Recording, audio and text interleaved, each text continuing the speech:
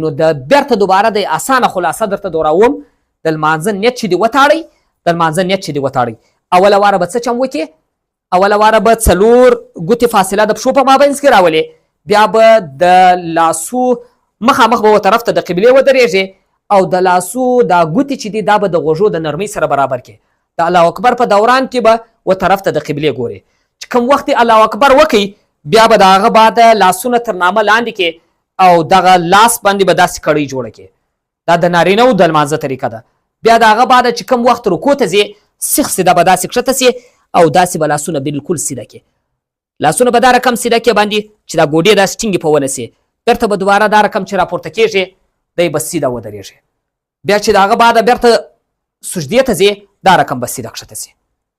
دا رقم به سیده کښته سي، لاسونه به ولګوې، بیا به د هغه بعد چې شي دی پزه، بیا به تندی، بیا چې راپورته کېږي بیا به دا رقم سیخ سیده دا رقم سیده کښېني.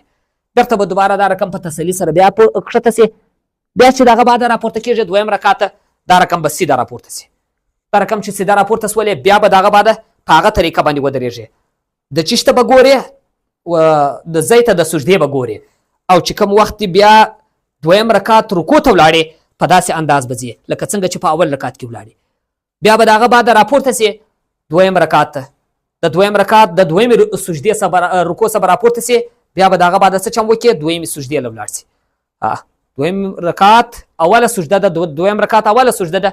نو اوله واره مې لاسونه ولګول، بیا مې پزه، بیا تندی، بیا د هغه بعد چې دی بیرته دوباره زه راپورته سوم دویمه سجده کوم. په دویمې سجدې دپاره به بیا الله اکبر وکړم، بیا به د هغه بعد دا رقم کښته سم، بیا به د هغه بعد څه چم وکړم دا رقم به کښېنم او بیا به سیخ سیده په دا طریقه باندې نه به ګوتې داسې کښته وي نه به ګوتې دا رقم وي، بالکل به د دغه ګوډو پر سرو باندې وي.